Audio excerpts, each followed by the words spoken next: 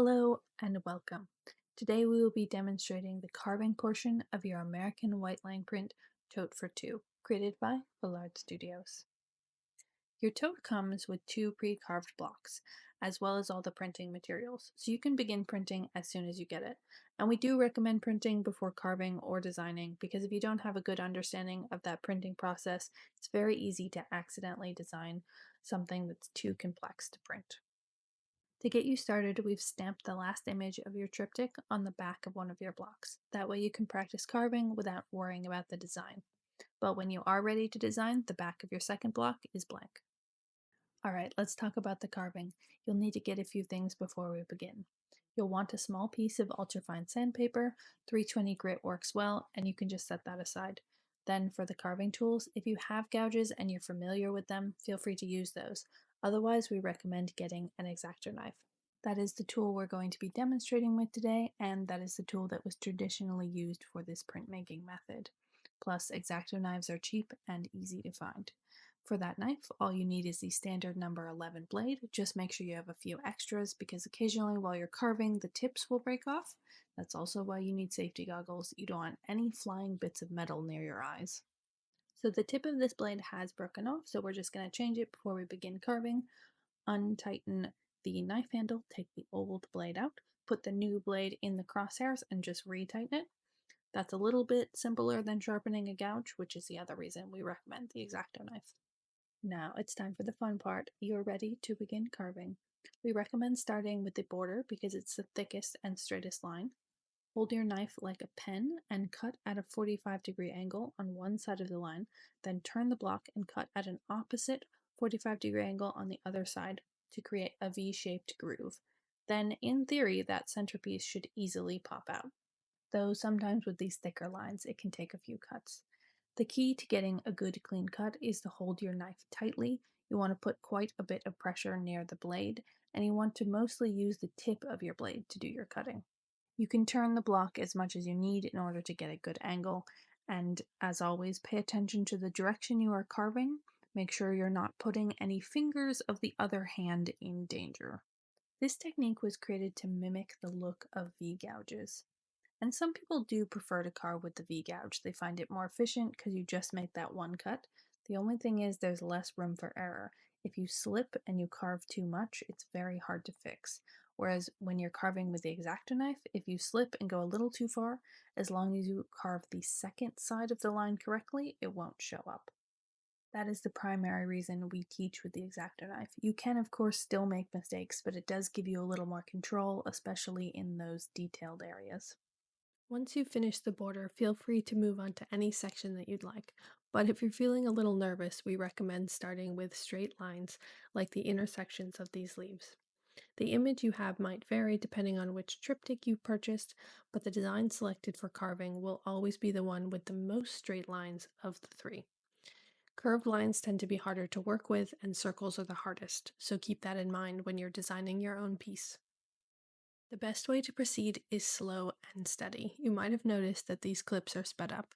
Even this clip is sped up to twice the speed, but I'm going to slow it down to real time right here. It is necessary to carve fairly slowly in order to put enough pressure on the tip of your blade to get a nice, clean cut. This action may start to hurt your fingertips after a little while, and if that's the case, you can wrap your Xacto handle in tape to give it a little extra cushion. Or you can buy Xacto handles with rubber coatings.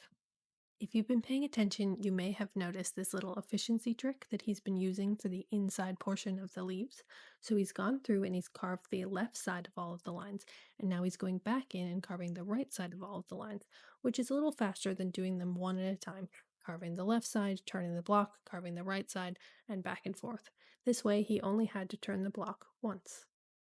For detailed sections, sometimes it helps to be mindful of which side of the line you're carving first. For instance, if you're carving the outline of a circle, you get a little bit of a neater cut if you do the inside line first before doing the outside. It also helps to pay attention to where the lines connect and cut intentionally. For example, if you cut the outside and the long middle line of the leaf, it's then easy to cut those inside tick marks because the ends of each of those tick marks have already been cut.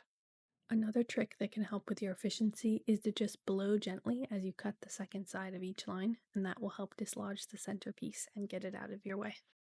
It's important to pay attention not only to the lines that you're carving, but the negative space you leave behind. The negative space, the untouched wood, that's what's going to hold your paint. It's going to be the body of your print. Of course, the lines that you're carving will show, but they're going to show as white. And if you're not understanding what I mean, it might be helpful for you to go back and watch our American Whiteline printing tutorial. Essentially, because the lines are white, they're going to be the brightest thing on the page, so you need to make sure they don't overwhelm the image. They should not be too thick or too close together. It can be difficult to picture the final piece when you're just looking at the drawing, because in the drawing, the outlines are the boldest and the darkest. That, of course, is going to be the opposite in the final piece. You do have to do a bit of brain yoga to design for this technique, but the white lines make it unique. It's called the American Whiteline Print because those white outlines make it visually different from its predecessor, the Japanese color woodcuts, which are colorful prints finished with black line work. In the early 1900s, American artists were exposed to the Japanese technique in Paris. But the Japanese technique is very labor intensive. It requires you to carve a separate block for every single color in your piece. And these American artists didn't have teams of laborers like the Japanese masters, so they decided to simplify the technique. They added color with a paintbrush so they could have a multicolor print but use just one single block.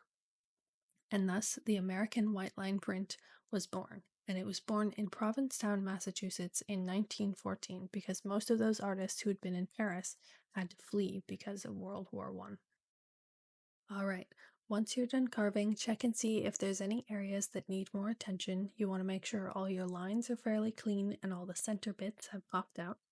But when that's done, just take your little piece of ultra fine sandpaper and sand very gently with the grain. Make sure you go with the grain. And this will just open the block up a little bit so it takes water and pigment better and makes it easier for you to print. All right, happy printing. Thanks for watching. Send us an email if you have any questions.